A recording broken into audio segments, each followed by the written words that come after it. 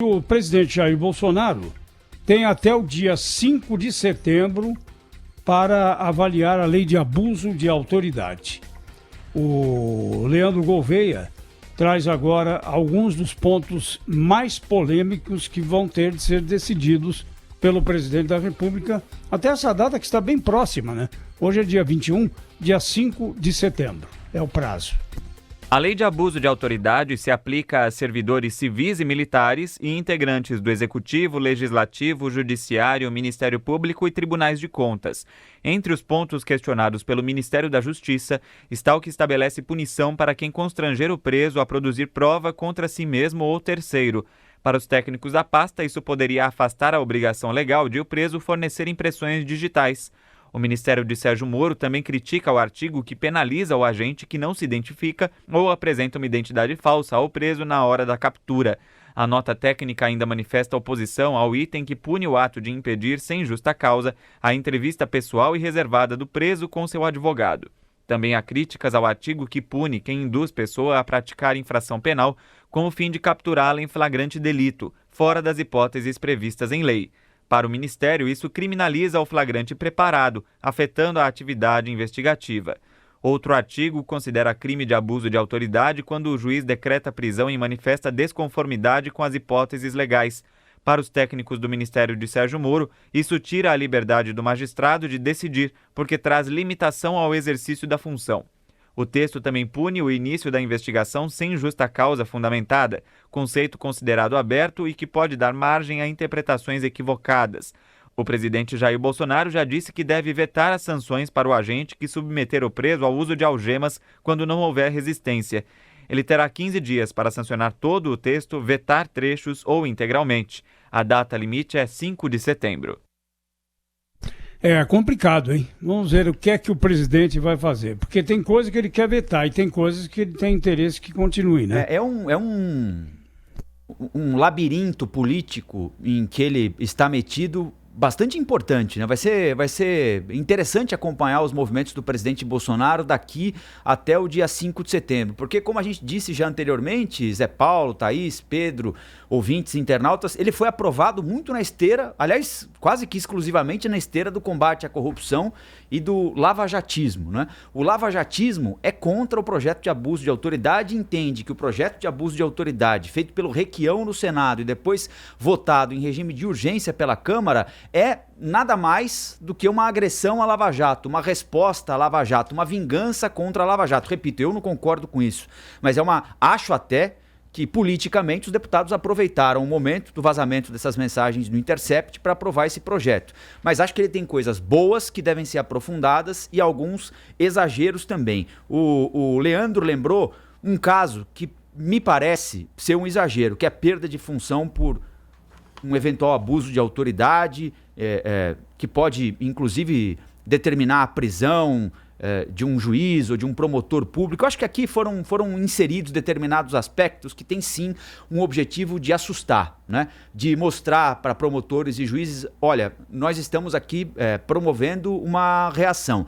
O presidente Bolsonaro tem, então, um compromisso com o eleitorado, que ele mantém vivo permanentemente nas redes sociais, tem um compromisso com uma parte da bancada do PSL, que também foi eleita com essa mesma tese de que o Ministério Público e o Poder Judiciário podem fazer qualquer coisa na caça a corruptos. Ele tem o Sérgio Moro, que é o símbolo da Lava Jato, que ele trouxe para o próprio Ministério, e ao mesmo tempo ele tem um compromisso com as instituições, tem um compromisso com a Presidência da República, tem um compromisso de oferecer ao país aquilo que o projeto tem de bom e deixar de fora aquilo que o projeto tem de ruim. A minha dúvida é, o presidente Jair Bolsonaro terá bom senso, acompanhado da assessoria jurídica do Planalto, de ministros importantes, para separar o joio do trigo, sem levar em consideração que ele quase só foi eleito por causa da Operação Lava Jato? Como é que ele vai encarar ser classificado por uma parte importante daqueles que o chamam de mito como alguém que apoiou um projeto que é interpretado por eles como anti-Lava Jato? Esse é um processo bastante importante. Agora, tem algumas questões e alguns tópicos nesse projeto que, para mim, fazem todo sentido. Por exemplo, induzir alguém a criar prova contra si mesmo. É altamente questionável. É um tipo de prova. Como é que você induz alguém, uma autoridade induz alguém a cometer um crime? Né? Induz um flagrante.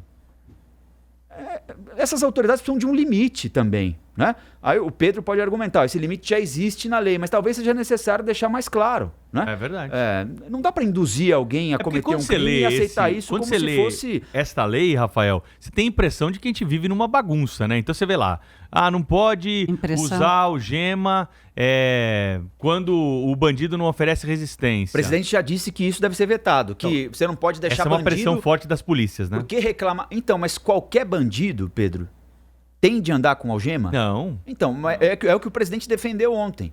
Você vai permitir que o bandido pense em reagir contra a autoridade? Mas tem alguns bandidos que não reagem, né? A gente viu no histórico recente aí. Eu acho que isso devia ficar mesmo no bom senso da autoridade, mas já que é preciso estabelecer um parâmetro, e o Supremo já foi provocado por isso, por ausência de lei. Por isso que acho que essa questão aí da algema é uma questão importante, né? O Supremo teve que editar uma súmula, a súmula número 13, que são decisões reiteradas sobre o assunto, para quando o assunto bater lá, já tem um parâmetro a ser seguido, que então, é a utilização eu acho que é tão simples da isso algema aí, na hora em que o preso oferece risco, né? Viu, Pedro e Rafael? Eu acho tão simples isso. Né? É o bom senso mesmo que tem que prevalecer. Mas né? Bom senso é artigo Se o preso né, não oferece periculosidade, para que mais essa medida aí de contenção? Mas bom senso, como a gente sempre disse, é artigo raro. Se todo mundo tivesse bom senso, eu diria que 70% dos nossos problemas estavam resolvidos, não é? Na vida como um todo, mas...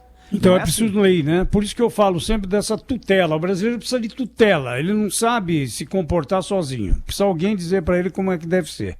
Utilização de prova ilícita, por exemplo, obtida por meio ilícito. Né? Então, essas coisas têm de ser discutidas. É preciso que existam parâmetros, regras. Não vale tudo para combater o mal. Até porque o bem e o mal são sempre muito subjetivos, não é? Então, por exemplo, agora a natureza de quem pode oferecer uma denúncia contra essas autoridades, isso não foi modificado nesse projeto. Então, seria uma alternativa interessante do meu ponto de vista. Porque se você parar para pensar, se você está fazendo esse tipo de legislação para combater o corporativismo, quem garante que essas leis não vão ser engavetadas aí e nós daqui a pouco vamos estar discutindo sobre elas aqui e elas só vão ser mais um capítulo do nosso ordenamento jurídico? Não seria mais interessante pensar em entidades que pudessem promover essas ações da justiça contra procuradores, contra policiais, né? Que tivessem a competência, né, para usar o termo legal aqui, para apresentar essas questões ao Poder Judiciário, né? Porque senão vai ficar nessa história de corregedoria, vai ficar nessa... Então, esses órgãos já existem, né?